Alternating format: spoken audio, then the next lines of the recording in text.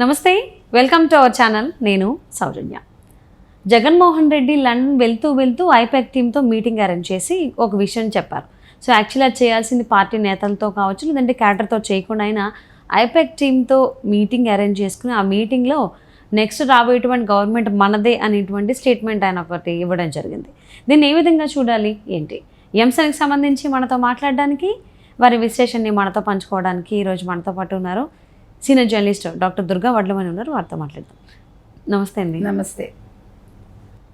Jaganmohan Reddy I-PAC టీంతో meeting arrange చేసుకున్నారు. అంటే పోలింగ్ అయిన తర్వాత జనరల్లీ అయితే పార్టీ నేతలతోనో లేకపోతే క్యాడర్తోనో సమీక్ష సమావేశాలు నిర్వహించుకుంటారు అని అంటారు. కానీ ఈ జగన్మోహన్ రెడ్డి దేవి నిర్వహించుకోకుండా డైరెక్ట్గా ఐపాక్ టీంతో ఆయన మీటింగ్ అరేంజ్ చేసుకుని ఆ మీటింగ్లో ఒక స్టేట్మెంట్ పాస్ చేశారు. ఒక మాట అన్నారు, రాబోయేది మన గవర్నమెంటే, మనమే గవర్నమెంట్ ఫామ్ చేస్తున్నాము అని చెప్పేసి ఆయన ఒక స్టేట్మెంట్ పాస్ చేయడం జరిగింది. ఇది ఎంతవరకు వాస్తవం? ఇలా చేయడం కరెక్టేనా? అసలు ఏంటి పార్టీ నేతలతో క్యాడర్తో లేకుండా డైరెక్ట్ ఐపాక్ టీంతో మీటింగ్ అరేంజ్ చేసుకోవడం ఏంటి? ఎందుకు చేసుకోకూడదు? అంటే పార్టీ క్యాడర్తో కూడా చేయాలి కదా, పార్టీ వాళ్ళే కదా. అదే అడుగుతున్నాం మిమ్మల్ని, ఐపాక్ టీంతో ఎందుకు చేసుకోకూడదు? అసలు పార్టీ క్యాడర్ ఎక్కడ ఉంది? క్వశ్చన్ మిమ్మల్ని. ఓకే, పార్టీ క్యాడర్ ఇలా అంటే ఉన్న వాళ్ళతోనే చేయాలి, అట్లీస్ట్ పార్టీనే కదా ముందుకు. ఇప్పుడు మీరు డే 1 నుంచి మాట్లాడండి. ఈ 5 ఏళ్లలో జగన్మోహన్ రెడ్డిని ముఖ్యమంత్రిని చేసింది ఎవరు? జగన్మోహన్ రెడ్డిని ఆయన క్యాడర్ని నడిపించింది ఎవరు? మీరు చెప్పండి. ఎవరు నడిపించారు? క్యాడర్ నడిపించిందా ముఖ్యమంత్రిని? లేకపోతే ముఖ్యమంత్రి క్యాడర్ నడిపించాడా? జరిగిందా ఎప్పుడైనా? లేదు కదా. సో ఐపాక్ టీంతో మాట్లాడకపోతే ఇంకెవరితో మాట్లాడతాడు ఆయన? ఆయనకి కళ్ళు చెవులు ముక్కుగా వాళ్ళు పనిచేశారు. ఆయన అడుగు వెయ్యాలా, అడుగు వెనక్కి వెయ్యాలా ఎవరు చెప్పారు? ఐపాకే కదా. ఏం మాట్లాడాలి, ఎలా మాట్లాడాలి, ఎన్ని పదాలు వాడాలి, ఎన్ని బూతులు వాడాలి ఎవరు చెప్పాడు? ఐపాక్ వాడేనా?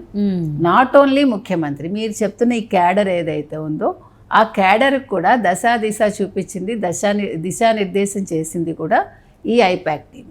కాబట్టి ఆ రకంగా చూసుకుంటే ఆయన ఐపాక్ టీం తోటి కలవటం కరెక్టే. కాకపోతే క్యాడర్ ఏమైపోయారు? క్యాడర్ అన్న వాళ్ళు వాళ్ళకే తెలియదు మేము క్యాడర్ అని. ఓకే, నేను ఒక ముఖ్యమంత్రితో పనిచేసే ఒక మంత్రిని అని ఏ మంత్రికైనా తెలుసా? వాళ్ళకి ఒళ్ళు దగ్గర ఉందా? మీరు చెప్పండి నాకు. ఈయన మా నియోజకవర్గ మంత్రి అని ఎవరైనా చెప్పుకుంటారా? ఏమని అంటారు? కొడాలి నాని అంటే ఏమంటారు చెప్పండి? ఓ ఆ బూతుల మంత్రా అంటారా? అవును. రోజా అంటే ఏమంటారండి? ఓ జబర్దస్త్లో చేసింది ఆవిడ అంటారా?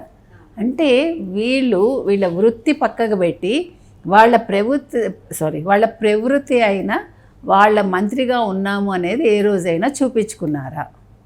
ఈ వల్లభనేని వంశీ అన్నవాడు ఏ రోజైనా ఒక మంచి మంత్రిగా నిలుపుకున్నాడా తన్ని తను? గుడివాడ అమర్నాథ్ని ఏమంటారండి? గుడ్డు మంత్రి. అలాగే గుర్తు అందరికి, చాలా మందికి. అమర్నాథ్ అంటే ఎవరు అంటారు, గుడ్డు అని అంటేనే అప్పుడు గుర్తు వస్తుంది చాలా కదా. మరి గుడ్డు మంత్రి, గుడ్డు ఏంటండి? ఐటీ మంత్రి ఆయన. ఐటీ మంత్రిని ఎవరికైనా తెలుసా? ఎందుకు తెలీదు? ఒక ఐటీ మంత్రిగా ఒక ప్రాజెక్ట్ తీసుకొచ్చాడా, ఒక కంపెనీ తీసుకొచ్చాడా, ప్రజలకు ఉద్యోగాలు ఇచ్చాడా? మీరు గుడ్లు పెట్టుకోండి, గుడ్లు పొదగండి, లేకపోతే కోళ్ళు పెంచి గుడ్లని పొదిగించి వాటిని అమ్ముకోండి, ఇదా ఒక ఐటీ మంత్రి చెప్తాడు? అది మీకు ఇప్పుడు అర్థమైందా ఎందుకు ఆయన చేశాడో? ముఖ్యమంత్రి స్థానంలో ఉన్న జగన్మోహన్ రెడ్డి ఐపాక్ని ఎందుకు నెత్తిన పెట్టుకున్నాడు? Because of all these things. మీకు బొత్స ఉన్నాడు, బొత్స మాట్లాడేది బొత్సాకే అర్థం కాదు, ఇంకా మనకేం అర్థమవుతుంది? మీకు అర్థమైందా ఎప్పుడైనా?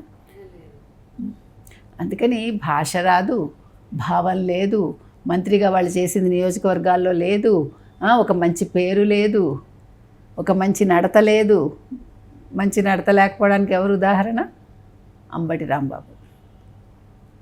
ఈరోజు అందరూ ఏమి ఏడుస్తున్నారు? ప్రెస్ ముందుకు వచ్చి ఏడుస్తున్నారా? ఎందుకు ఏడుస్తున్నారు? బికాజ్ వాళ్ళు నియోజకవర్గానికి ఏమీ చేయలేదు. కాబట్టి జగన్మోహన్ రెడ్డి గారు నిన్న ఐపాక్ తోటి మనం వస్తున్నాం, మనం గెలుస్తున్నాం అని చెప్పాడు. ప్రశాంత్ కిషోర్ని తిట్టడానికి కూడా కలిశాడు నిన్న. ప్రశాంత్ కిషోర్ అన్నవాడు నువ్వు నెగ్గవు, 55 సీట్లు కూడా రావు అని ఆ మధ్యన చెప్పాడు. దానికి కౌంటర్గా నిన్న ప్రశాంత్ కిషోర్ పేరు ఎత్తకుండా ప్రశాంత్ కిషోర్ని తిట్టాడు. ఈయన ఏంటంటే ఈయనకి ఎవడైనా ఆయన గురించి నెగిటివ్ మాట్లాడితే తట్టుకునే స్థైర్యం లేదు అతనికి, జగన్మోహన్ రెడ్డికి. ఎందుకంటే ఆయన అలా పెరిగాడు, ఆయన పరదాల్లో ఉంటాడు, ప్రజల దగ్గరికి వెళ్ళడు, ప్రజల సమస్యలు తెలియదు, ప్రజలు ఏమనుకుంటున్నారో వినడు. కాబట్టి ఆయన నిన్నను ఐపాక్ వాళ్ళతోటి మనకు 155 పైనే వస్తాయి అన్నాడు, 22 పైనే వస్తాయి అన్నాడు లోక్సభ సీట్లు. సో వాళ్ళందరూ చప్పట్లు కొట్టారు. వెనకాల పెద్దిరెడ్డి ఉన్నాడు, వెనకాల బొత్స ఉన్నాడు, చప్పట్లు కొట్టారా? కొట్టలేదు. వాళ్ళు దిక్కులు చూస్తున్నారు. మీరు చూస్తే ఇది. ఇంకొక విషయం ఏంటంటే, ఇప్పుడు నిన్న ఎవరైతే ఐపాక్ టీంలో కనిపించారో వాళ్ళు అక్కడ వైజాగ్లో ఒక సమ్మిట్ జరిగింది ఎంటర్ప్రెన్యూర్స్ది, అందులో వాళ్ళే ఉన్నారు. సో మరి ఐపాక్ వాళ్ళు ఊరికే అది డమ్మీగా అరేంజ్ చేశారా? అది కూడా తెలియదు. కాబట్టి ఈయన చేసిన వాటికి ఒక లాజిక్ ఉంటుంది, ఉండదు, రెండు. కాబట్టి మంత్రులు కూడా వాళ్ళు అనుకోవటం మానేయాలి. మేము ఒక క్యాడరు, మేము ఒక మంత్రులం, మమ్మల్ని గుర్తించలేదు జగన్మోహన్ రెడ్డి. అవసరం లేదు. ఇప్పుడు జగన్మోహన్ రెడ్డికే ఇంకా గుర్తింపు ఉండదు, ప్రజలు ఆల్రెడీ డిసైడ్ అయ్యారు. కాబట్టి ఈ జగన్మోహన్ రెడ్డి అన్నవాడు నిల్చోవాలా, కూర్చోవాలా, లేకపోతే మున్సిపాలిటీల్లో ఏదైనా పెట్టాలన్నా కూడా లేదు, ఒక కమిటీలో ఏదైనా అరేంజ్ చేసి మాట్లాడాలన్నా లేదు, మీరు పలానా ప్రెస్ మీట్లో ఇలా మాట్లాడండి అని ఈయనకే కాదు మిగతా మంత్రులకు కూడా ఈ ఐపాక్ వాళ్ళే చెప్తారనమాట. అసలు ఇంకొక పెద్ద విషయం మనం మాట్లాడుకోవాల్సింది ఏంటంటే, ఇవన్నీ పక్కన పెడితే అసలు ఇలాంటి టీములు అవసరం అండి మనకి. ఒక నార్త్ నుంచి ఒక టీముని తెచ్చుకుని మనం, వీళ్ళందరూ నార్త్ మనుషులే కదా. ప్రశాంత్ కిషోర్ అనేవాడు ఒక బీహార్కి చెందినవాడు కదా. అంటే మరో బీహార్గా ఆంధ్రప్రదేశ్ని మార్చాలని వీళ్ళ ఉద్దేశం.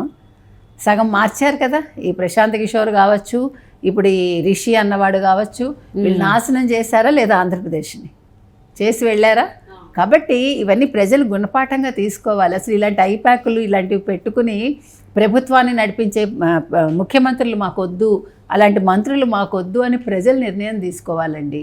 ఒక సొంత బుర్రతోటి ఒక ముఖ్యమంత్రి అన్నవాడు ప్రజలను పరిపాలించాలి. తన వ్యక్తిగత ఆలోచనలతోటి రాష్ట్రాన్ని ఎలా ముందుకు నడిపించాలి అని ఒక ముఖ్యమంత్రి అన్నవాడు ఆలోచించాలి. మంత్రులు కూడా కాగితాలు ఇచ్చేస్తే మాట్లాడేసి, వాడు తిట్టమంటే తిట్టేసి, వాడు కూర్చోమంటే కూర్చుని, నిల్చోమంటే నిల్చుని, దొంగదారుల్లో అక్రమంగా సంపాదించేసుకుని వీళ్ళు వద్దండి మనకి. అసలు ఇలాంటి రాష్ట్ర ప్రభుత్వాలు వద్దు, ఇలాంటి ముఖ్యమంత్రులు వద్దు, ఇలాంటి మంత్రులు వద్దు. ప్రజలు గట్టి నిర్ణయం తీసుకునే ఉన్నారని మనం అనుకుందాం. లేకపోతే ఏంటండి, వాడెవడో వచ్చి మనకి బుద్ధులు చెప్పి ముఖ్యమంత్రికి చెప్పి, ముఖ్యమంత్రి అది చేసి, ఇంకా ముఖ్యమంత్రి అన్నవాడికి సొంత బుర్ర లేకపోతే వాడు మన పాలించటం ఎందుకు కదా. నేననేది ఇవన్నీ కూడా మనం దృష్టిలో పెట్టుకోవాలి. సో ఇవాళ ఐపాక్ని పొగిడాడు, లేకపోతే మంత్రులు క్యాడర్కి చెప్పలేదు, ఇవన్నీ సిల్లీ విషయాలు. క్యాడరు లేదు, గడుదు గుడ్డు లేదు, అక్కడ ఉన్నది ఒక ఐపాకే. కాబట్టి వాళ్ళతో కలిశాడు. సలహాదారులు ఉన్నారు.